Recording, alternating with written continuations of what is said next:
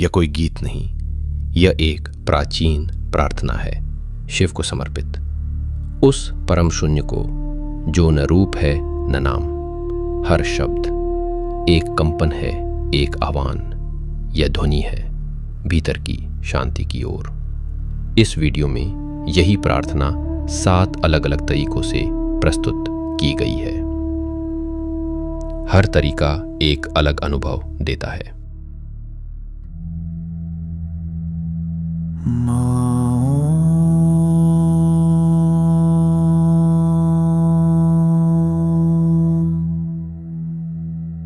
नमामि शमीशान निर्वाणरूपम् विभुं व्यापकं ब्रह्मवेदस्वरूपम् निजं निर्गुणं निर्विकल्पं निरीहम् चिदाकाशमाकाशवासं भजेऽहम् निराकारमोकारमूलं तुरीयम् गिराज्ञानगोतीतमीशं गिरीशम् करालं महाकालकालं कृपालम् गुणागारसंसारपारं नतोऽहम्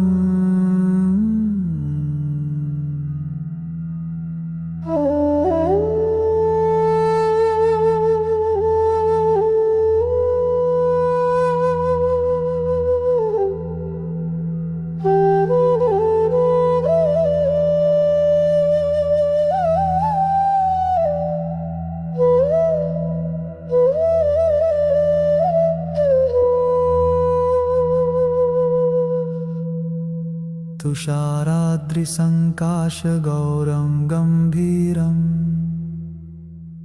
मनोभूतकोटिप्रभाश्रीशरीरम्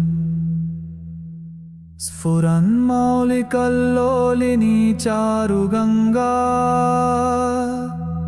लसद्भालबालेन्दुकण्ठे भुजङ्गा चलत्कुण्डलं भ्रूसुनेत्रं विशालम् प्रसन्नाननं नीलकण्ठं दयालम् मृगाधीशचर्माम्बरं मुण्डमालम् प्रियं शङ्करं सर्वनाथं भजामि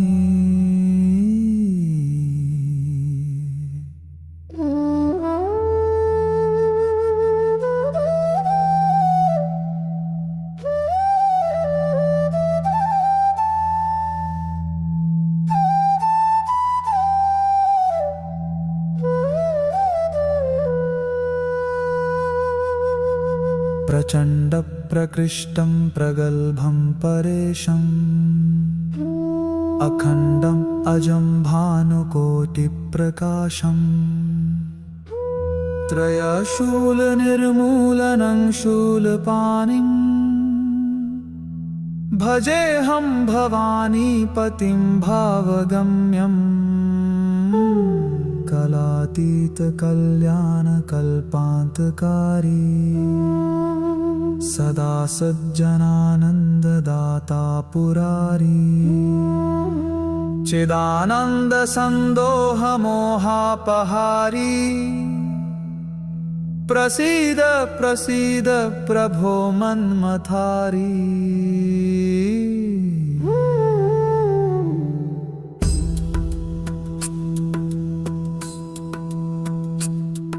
न यावदुमानाथ पादारविन्दम् भजन्तीह लोके परे वानराणाम् न तावत् सुखं शान्तिसन्तापनाशम् प्रसीद प्रभो सर्वभूताधिवासम् न जानामि योगं जपं नैव पूजाम् न तोऽहं सदा सर्वदा शम्भुतुभ्यम् जराजन्मदुःखौघतातप्यमानम् प्रभो पाहि आपन्नमामीश शम्भो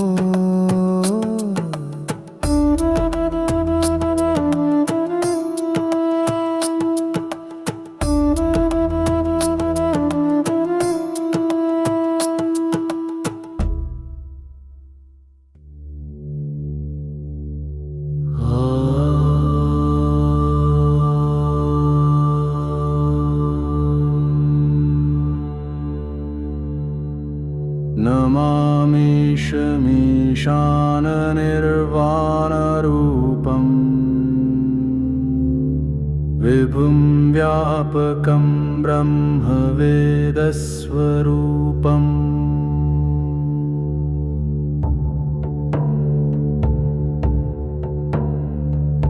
निजं निर्गुणं निर्विकल्पं निरीहम् चिदाकाशमाकाशवासं भजेऽहम्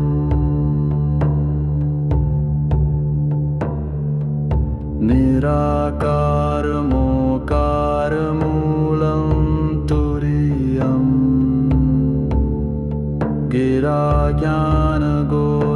गिराज्ञानगोतीतमीशं गिरीशं करालं महाकालकालं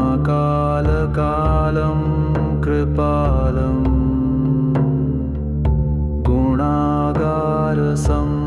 गुणागारसंसारपारं नतोऽहम्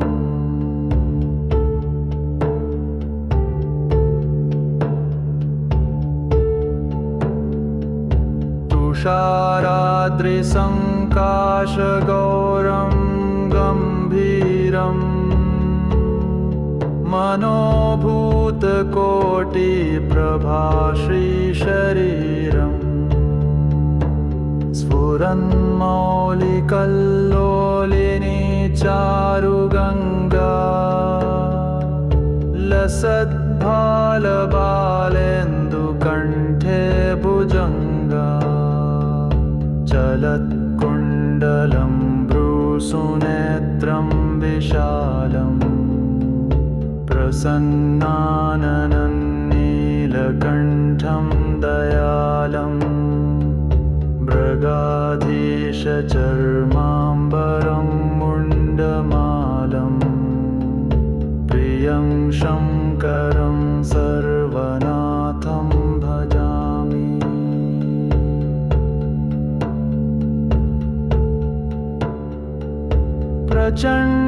प्रचण्डप्रकृष्टं प्रगल्भं परेशम् अखण्डं अजं भानुकोटिप्रकाशम् त्रयशूलनिर्मूलनं शूलपाणिं भजेऽहं भवानीपतिं भावगम्यम् कलातीतकल्याणकल्पान्तकारी सदा सज्जनानन्ददाता पुरारी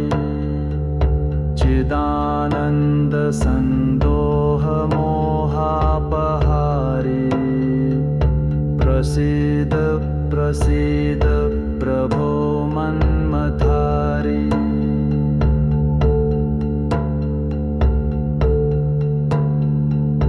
न यावत् पुमानाथ पादारविन्दं भजन्ति ह लोके परे वानराणां न तावत् सुखं शान्तिसन्तापनाशम् प्रसीद प्रभो सर्वभूताधिवासम् न जानामि योगं जपं नैव पूजां न तोऽहं सदा सर्वदा शम्भुतुभ्यं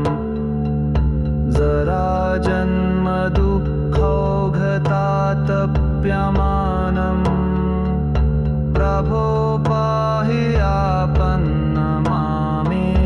शम्भो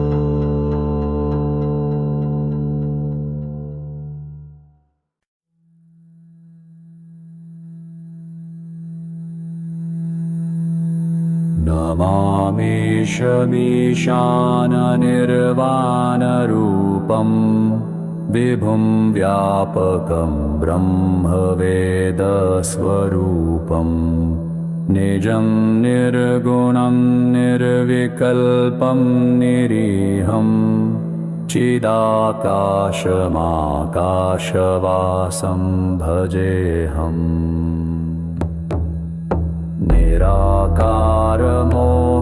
निराकारमोकारमूलं तुरीयम् ईशं गिरीशं करालं महाकालकालं कृपालं गुणागारसंसारपारं नतोऽहम् तुषादृशं काशघोरं गम्भीरं मनोभूतकोटिप्रभाश्रीशरीरं फरन्मौलिकल्लोलिनी चारुगङ्गा लसद्भालबालेन्दुकण्ठे भुजङ्गा चलत्कुण्डलं भ्रूसुनेत्रं विशालं प्रसन्नाननं नीलकण्ठं दयालं मृगाधीशचर्माम्बरं मुण्डमालं प्रियं शङ्करं सर्वनाथं भजामि प्रचण्डप्रकृष्टं प्रगल्भं परेशम् अखण्डम् अजं भानुकोटिप्रकाशं प्रयशूलनिर्मूलनं शूलपाणिं भजेऽहं भवानीपतिं भावगम्यम्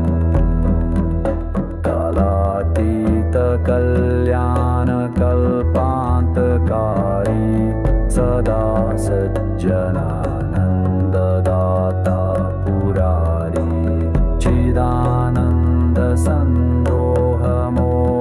चिदानन्दसन्दोहमोहापहारी प्रसीद प्रसीद प्रभो मन्मथारी न यावद् उमानाथ पादारविन्दं भजन्ति लोके परे वानराणां न तावत् सुखं शान्तिसन्तापनाशं प्रसीद प्रभो सर्वभूतादिवासम् न जानामि योगं जपं नैव पूजां नतोऽहं सदा सर्वदा शम्भुतुभ्यं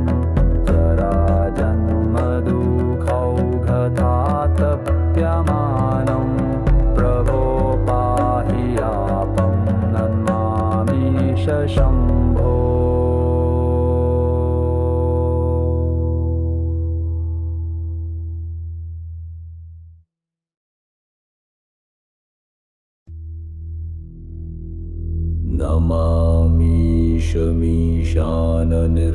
नमामीशमीशाननिर्वाणरूपं विभुं व्यापकं ब्रह्मवेदस्वरूपं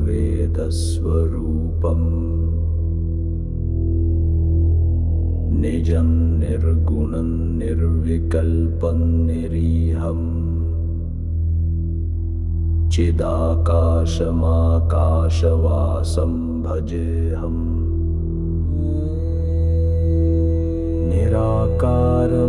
निराकारमोकारमूलं तुरीयम् गिराज्ञानगोतीतमीशं गिरीशम् करालं महाकालकालं कृपालं गुणागारसंसारपारं नतोऽहम्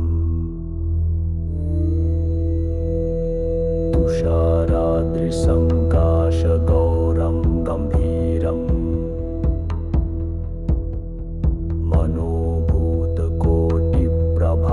मनोभूतकोटिप्रभाश्रीशरीरं स्फुरन्मौलिकल्लोलिनी चारुगङ्गा लसद्भालबालेन्दुकण्ठे भुजङ्गा चलत्कुण्डलं भ्रूसुनेत्रं विशालं प्रसन्नाननं नीलकण्ठं दयालं मृगा मृगाधीशचर्माम्बरं मुण्डमालं प्रियं शङ्करं सर्वनाथं भजामि। प्रचण्डं प्रकृष्टं प्रगल्भं परेशम् अखण्ड अजं भानुकोटिप्रकाशम् त्रयाशूलनिर्मूलनं शूलपाणिम् भजेऽहं भवानीपतिं भावगम्यम्। कलातीतकल्याणकल्पान्तकारी सदा सज्जनानन्ददाता पुरारी चिदानन्दसन्दोहमोहापहारी प्रसीद प्रसीद प्रभो मन्मथारी। न यावत् उमानाथ पादारविन्दम् भजन्तीह लोके परे वानराणाम् न तावत् सुखं शान्तिसन्तापनाशम् प्रसीद प्रभो सर्वभूताधिवासम्। न जानामि योगं जपं नैव पूजम्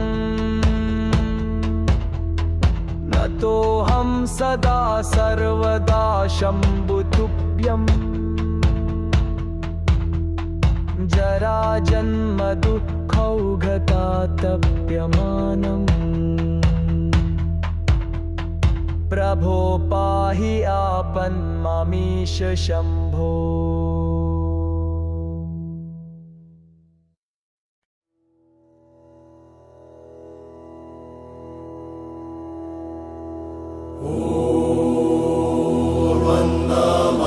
शिवाय करुणा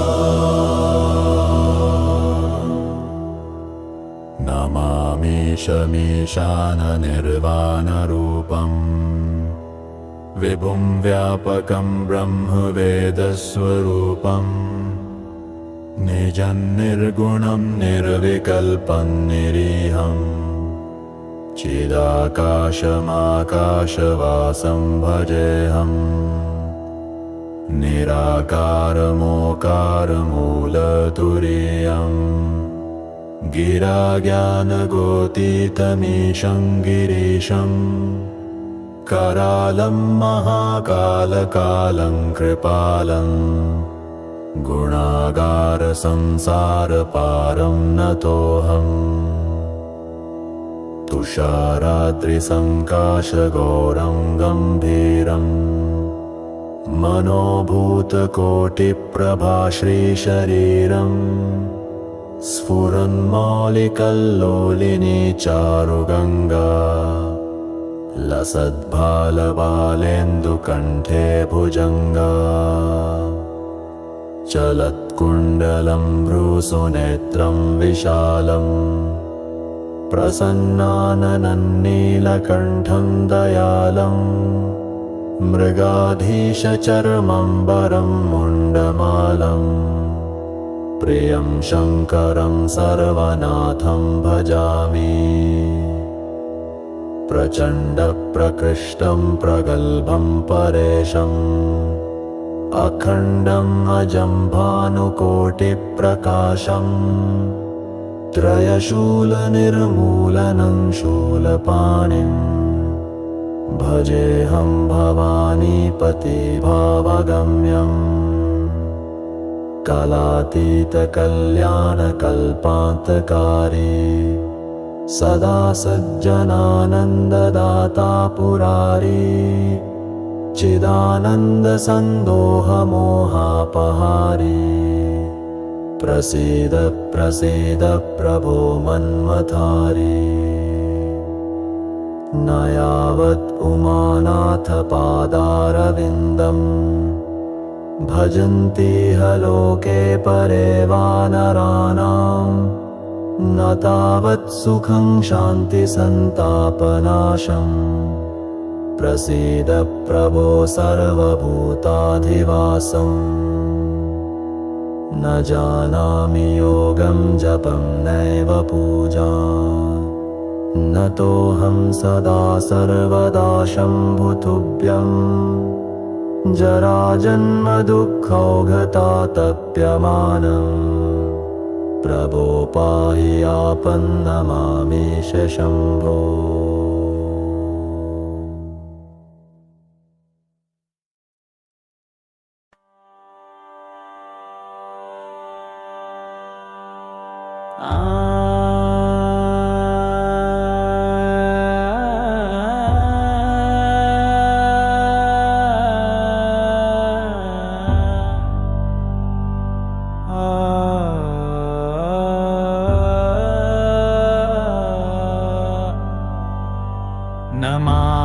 नमामीशमीशान निर्वाणरूपं विभुं व्यापकं ब्रह्मवेदस्वरूपं निजं निर्गुणं निर्विकल्पं निरीहं चिदाकाशमाकाशवासं भजेऽहं निराकारमोकारमूलं तुरीयं गिराज्ञानगोतीतमीशं गिरीशं करालं महाकालकालं कृपालं गुणागारसंसारपारं नतोऽहम्।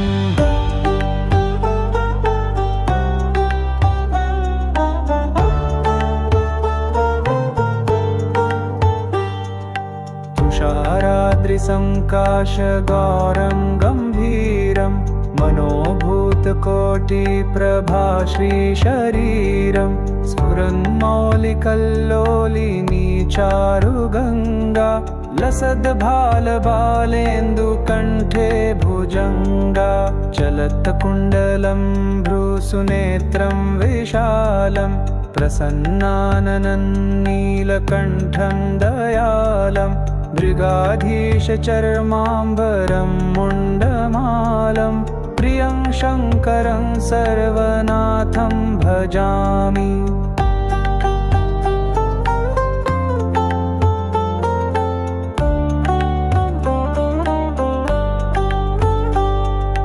प्रचण्डप्रकृष्टं प्रगल्भं परेशम् अखण्डजं भानुकोटिप्रकाशं त्रयशूलनिर्मूलनं शूलपाणि भजेऽहं भवानीपतिं भावगम्यं कलातीतकल्याणकल्पान्तकारी सदा सज्जनानन्ददाता पुरारि चिदानन्दसन्दोहमोहापहारि प्रसीद प्रसीद प्रभो मन्मथारि न यावत् उमानाथपादारविन्दं भजन्तीह लोके परे वानराणां न तावत् सुखं शान्तिसन्तापनाशं प्रसीद प्रभो सर्वभूताधिवासम्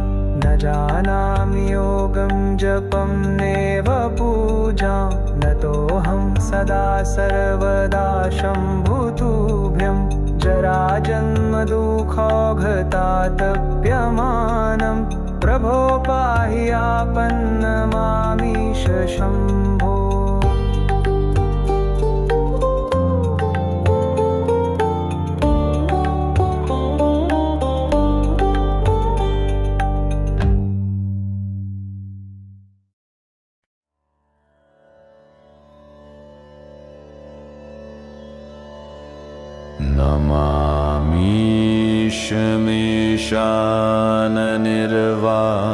नमामीशमीशाननिर्वाणरूपम् विभुं व्यापकं ब्रह्मवेदस्वरूपम् निजं निर्गुणं निर्विकल्पं निरीहम् चिदाकाशमाकाशवासं भजेऽहम्।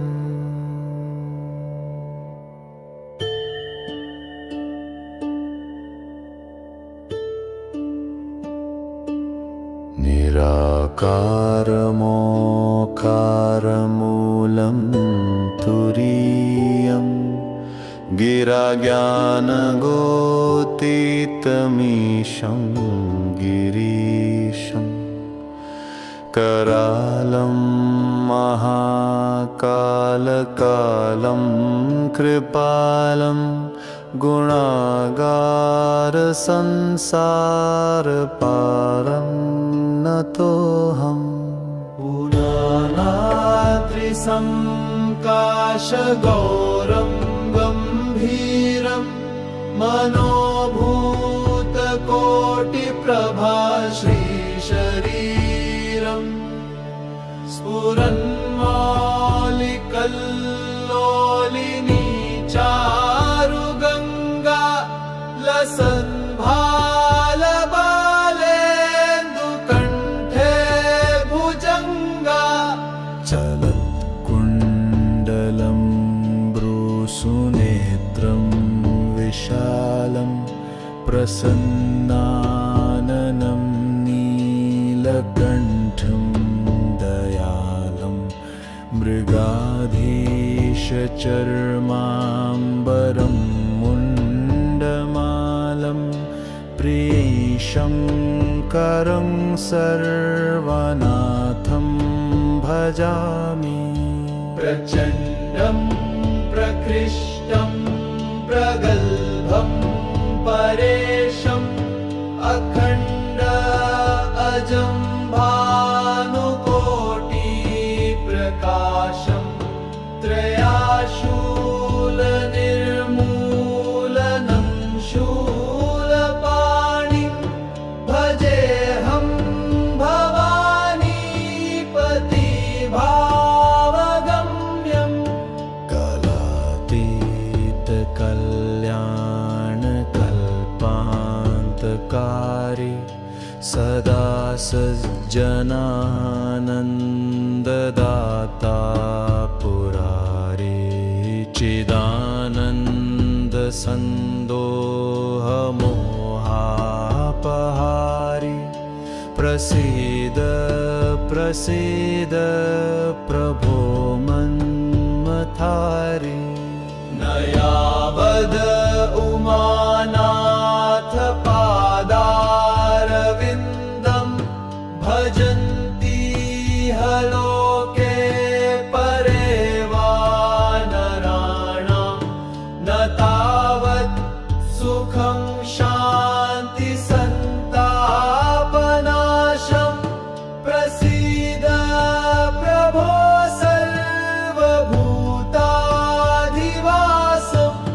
न जानामि योगं जपं नैव पूजां न तोऽहं सदा सर्वदा शम्भुतुभ्यं जराजन्मदुःखौघतातप्यमानं प्रभो पाहि आपन्नं मामीश शम्भो।